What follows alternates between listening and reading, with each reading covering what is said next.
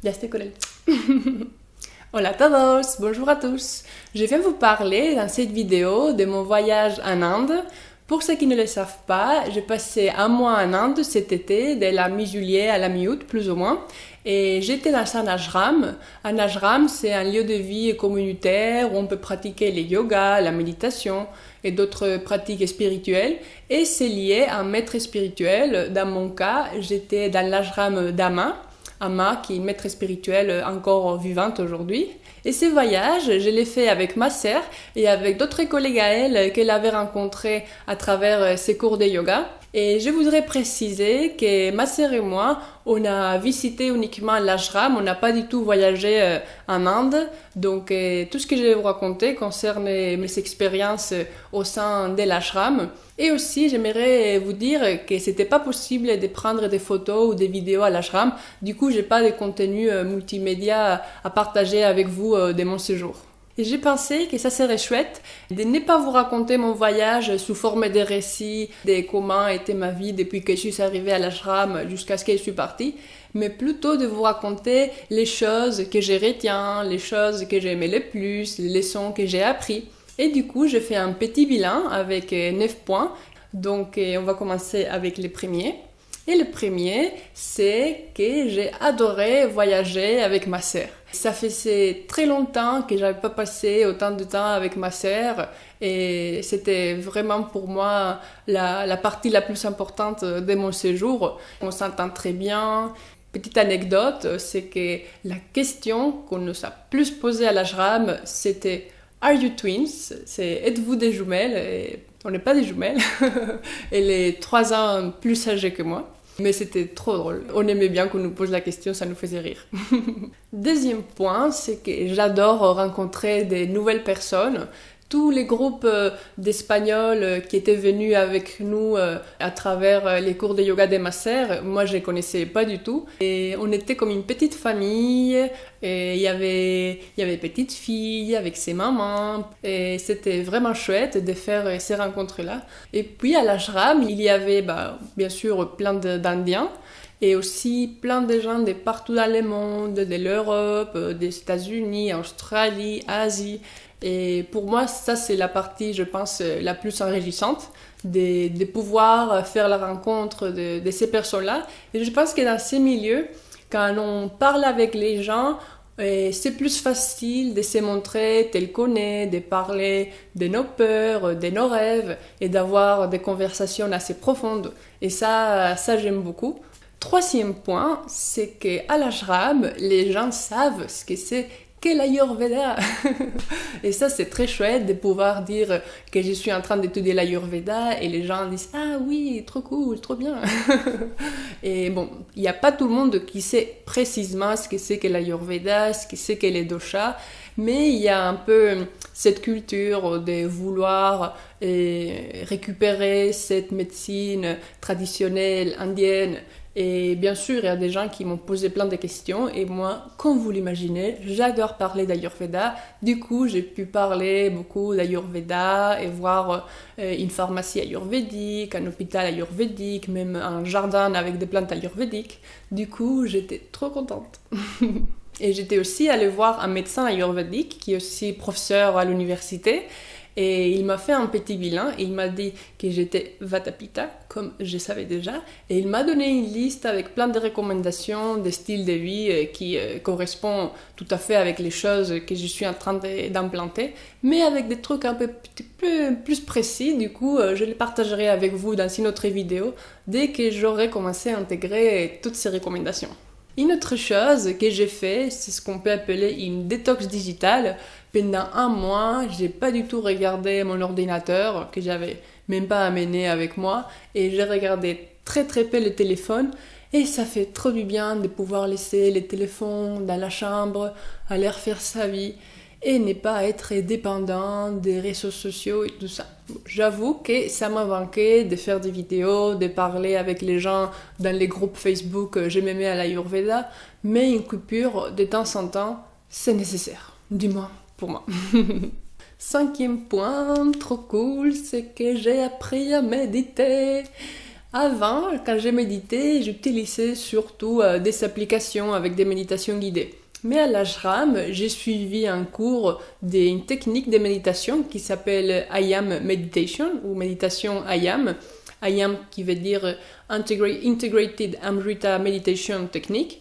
Et j'adore. Oh là là, j'aime vraiment beaucoup cette méditation. Elle est composée à peu près en 3 parties. La première, quelques mouvements corporels, des yoga, des stretching, des étirements. Après, quelques minutes avec des exercices de respiration, comme des pranayama. Et enfin, quelques exercices de visualisation où on est assis et sans bouger et on imagine des choses qui se passent dans notre corps. Et j'ai pu la pratiquer presque tous les jours depuis que je suis rentrée de l'Inde. Je suis pas quelqu'un qui a beaucoup de facilité avec la méditation parce que je suis très vata, l'esprit vata, ça veut dire que j'ai fermé les yeux et il y a plein de pensées qui se passent dans la tête. Mais avec cette technique qui va, comme on nous a expliqué, du plus grossier du corps jusqu'au plus subtil, ce qu'on a dans notre intérieur, et j'arrive plus ou moins à me concentrer, et c'est surtout qu'à la fin, quand j'ai fini de méditer, je me sens super calme, j'ai envie de bouger lentement, j'ai pas du tout envie de parler, et ça c'est un signe qu'on a baissé un peu notre dosha vata, et moi ça me fait beaucoup de bien. Et si vous êtes intéressé pour suivre un cours pour apprendre ce type de méditation, elle est enseignée un peu partout dans le monde, c'est normalement pendant un week-end, pendant 2 jours. Et en France, plus précisément, vous pouvez aller sur le site iam-meditation.fr et vous avez une liste avec les calendriers et les lieux où cette méthode est enseignée. Une autre chose que je retiens de ce voyage est tous les travaux bénévoles que j'ai fait, que dans ces milieux on l'appelle des seva. J'ai fait plein de seva différents. J'en ai eu 2 qui étaient plus ou moins permanents. Un qui était de jardiner dans un potager qui avait à côté de l'ashram. Et un autre qui consistait pendant la pause de midi, j'avais un petit panneau et je me baladais pour chercher des gens pour faire des seva qui étaient nécessaires d'être faites pendant l'après-midi ou pendant la soirée. J'aime beaucoup faire ce type de travail parce que je sens que je donne un peu de mon temps pour faire quelque chose qui peut bénéficier à toute la communauté. Aussi, il y a tous ces côtés de rencontrer des gens et faire des choses que peut-être autrement on n'aurait pas l'opportunité de faire. Donc, c'est quelque chose que j'aime beaucoup. Ce point suivant est quelque chose que j'essaie d'appliquer partout dans ma vie, qui est de m'écouter et de me respecter. Et je me suis aperçue que aussi quand on voyage, quand on est en vacances, dans n'importe quelle circonstance, il faut que je me connecte à moi-même, que je sache quelles sont mes limites, parce que voilà, même si j'adorais faire tout ce travail bénévole, faire plein d'activités, des workshops, de yoga, de méditation, etc. J'ai dû apprendre un jour à me dire, bon Natalia, t'es en train de faire un peu trop de choses, tu te lèves trop tôt pour chanter des mantras, tu te couches tard pour faire des câlins à main, et quand est-ce que tu dors, quand est-ce que tu te reposes. Donc pour moi, c'est très important dans toutes circonstances d'apprendre à m'écouter et à me respecter. Et un jour, il y a eu mon corps qui a dit « Oh, basta !» Je me suis réveillée avec la fièvre et j'ai passé toute la journée au lit. Et le lendemain, j'étais comme une rose et là, j'ai commencé à prendre les choses plus doucement.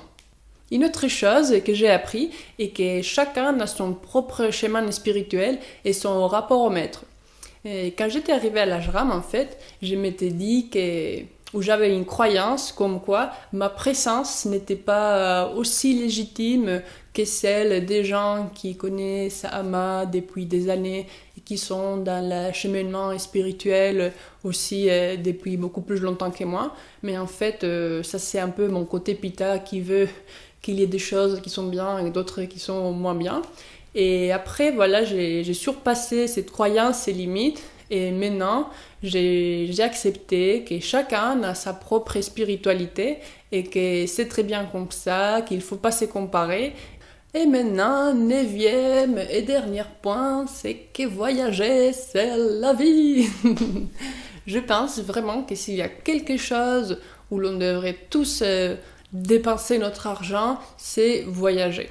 Voyager, moi j'aime beaucoup voyager en Espagne et en France, mais ces voyages un peu plus grands et un peu plus exotiques que j'ai fait en Inde, je me suis sentie vraiment dépaysée, j'étais dans une autre culture, j'entendais une autre langue, je voyais des gens qui s'habillaient complètement différemment de moi. Moi-même, je me suis habillée comme je m'étais jamais habillée. Et voilà, ça c'est le type de voyage que j'aime bien faire. J'aime bien appeler ça des voyages ou des vacances pédagogiques où je suis pas juste en train de faire du tourisme, de visiter des lieux, mais vraiment je suis dans un endroit pour faire quelque chose. Ça, j'aime beaucoup et c'est quelque chose que c'est sûr je vais continuer à faire dans les années à venir.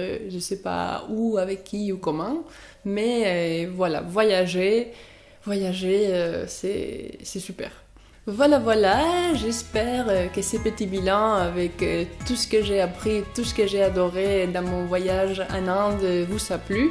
Si vous avez des questions, des choses plus pratiques que vous voudriez savoir sur comment se déroule la vie à l'ashram, comment ça se passe pour arriver là-bas, n'hésitez pas à me les poser et moi, ça me ferait très plaisir de vous répondre. Et voilà, n'hésitez pas à vous abonner à ma chaîne YouTube et à liker ma page Facebook pour me soutenir et pour être au courant de mes prochaines vidéos. Je vous remercie d'avoir pris le temps de regarder cette vidéo et je vous fais des gros bisous et je vous dis à très bientôt. Ciao. Bye.